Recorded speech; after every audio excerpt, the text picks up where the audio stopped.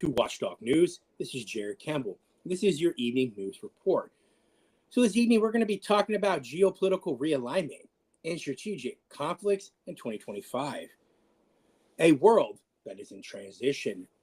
The global geopolitical landscape is experiencing rapid and unprecedented shifts, from ongoing conflicts in Ukraine and the Middle East to the rise of far-right movements in Europe. Economic realignments and the major power struggles between the U.S., Russia, China, and the EU. Nations are reassessing their strategic priorities. Military security, economic influence, and political leverage are now taking precedence over diplomatic unity, signaling a volatile decade ahead of us. As the world moves towards the agenda of 2030, the World Economic Forum framework is designed to foster sustainable global cooperation. The reality is far from cohesive.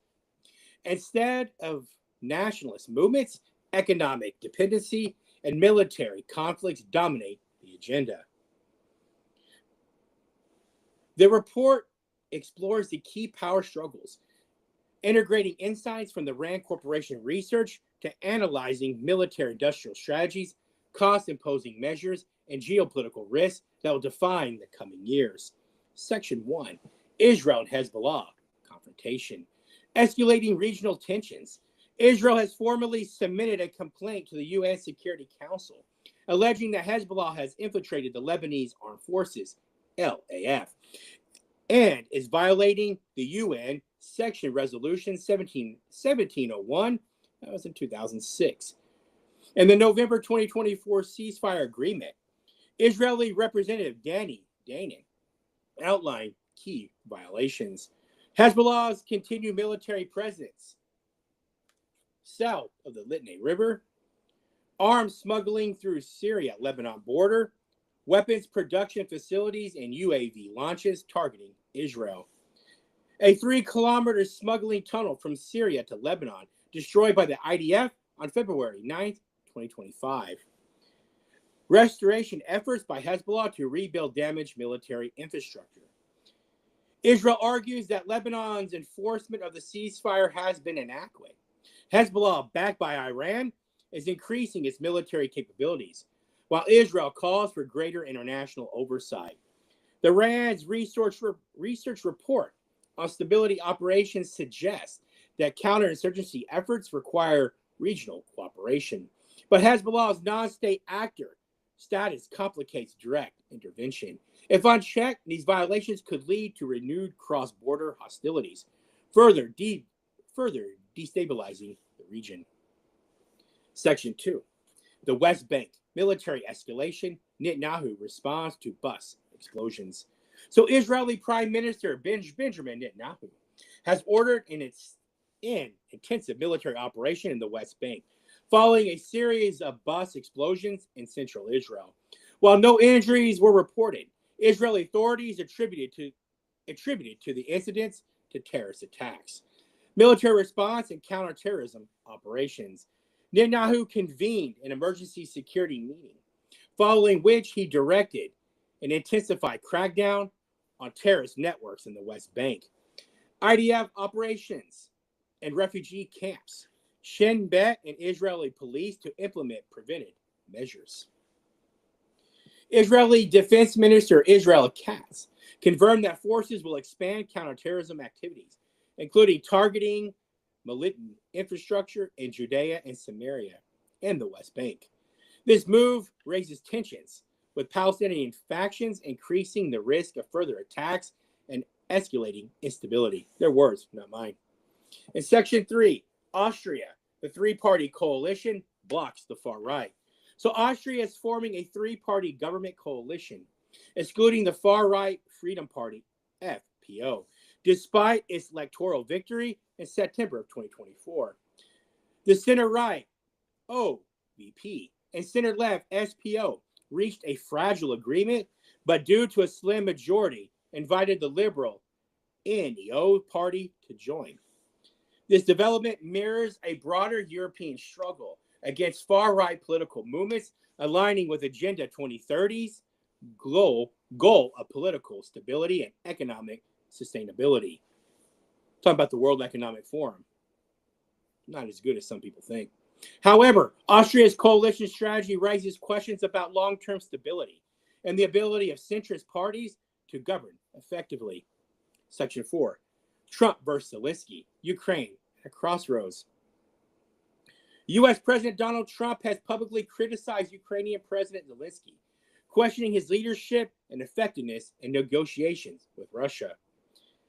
Economic leverage and strategic interests. Trump has proposed an agreement where the U.S. would gain access to Ukraine's rare earth minerals, valued at $500 billion, in exchange for economic and military support.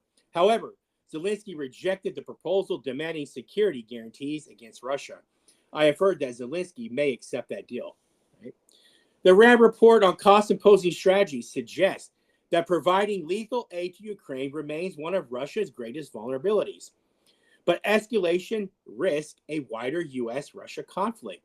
The report also emphasizes economic sanctions and energy independence as key tools to weaken Russia, requiring multilateral cooperation to be effective. Read their playbook. You'll understand. Section 5, the future of NATO and the EU's dependence on the U.S. Right? So a political science professor, right,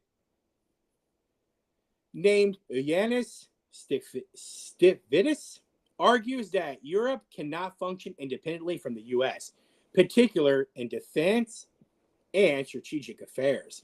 Trump's unilateral negotiations with Russia have exposed the EU's inability to act independently in Ukraine. Here are some key points. The U.S. bypassed the EU and Ukraine talks, reinforcing European alliance on Washington. NATO remains dominated. So NATO remains dominated by the U.S. as European nations depend on American-made weapons. Germany's energy dependence on Russia was severed, reinforcing economic reliance on the U.S.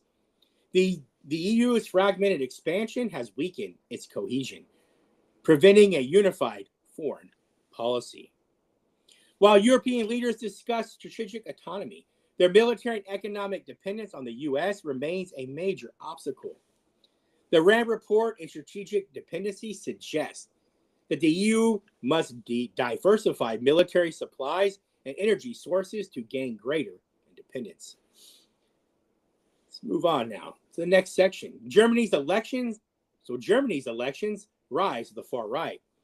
So Germany faces political instability as the far right alternative of Germany, AfD, maintains 20% support ahead of the 2025 elections. This threatens the long-term standing political firewall against the far right and post-war Germany. Their words, not mine. The key AfD policies. Anti-immigration stance, advocating right of blood citizenship laws. Pro-Russia policies opposing military aid to Ukraine. Strong social conservatism, opposing LGBTQ rights and feminist policies.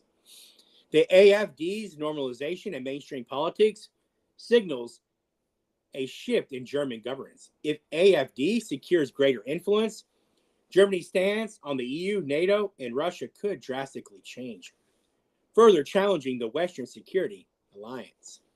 Their words, not mine. So as we close out tonight's report, right? So we live in a fragmented world order. The events of early 2025 illustrate a world in transition, with rising nationalist movements, economic warfare, and military conflicts defining global dynamics. As nations pursue political sovereignty, economic dominance, and military security, the coming years will determine whether the EU can assert strategic autonomy or remain tethered to U.S. influence. If Ukraine's rejection of Trump's deal leads to prolonged war or a forced settlement, whether far-right political movements reshape European governance.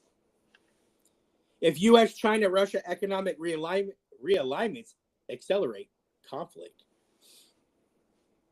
As the world inches closer to Agenda 2030's targets, talk about the World Economic Forum, we are heading into a new world order. Right? Geopolitical stability remains uncertain, and the risk of military escalations and economic crisis will continue to loom at large. And this is all Watchdog News has for this evening. A quick report, well researched, broken down in the sections for all of you. I love you all so much. Have a very, very blessed evening. Okay? Always stay informed, stay vigilant. Remember, think for yourself. Right? There's a lot of things going on right now that don't make sense. And a lot of people are trying to make sense of them by their own interpretation. Right? The world in front of us is becoming more and more deceptive as we go. People fall for whatever they want to fall for, believe whatever they want to believe. But they don't research. They don't spend no time researching what's really going on in the world. They just accept whatever they want to accept. Right? Both sides do it, no matter who their leader is. Right? When you step out and question what's happening, it's funny how you get labeled as something that you're not. Watchdog News will never back down. Watchdog News will never stop. We'll always be objective. We'll always report what's true, what's objective. We'll tell you what they're saying, right? Unlike anyone else. So remember, you think for yourself, right? Use your own discernment. And remember, I truly believe there is no difference between the left or the right. It's all the same. You just have to step back, take a look, and realize it's all the same game, and nothing truly ever changes. This is Watchdog News. I love you all so much. Have a very, very blessed day.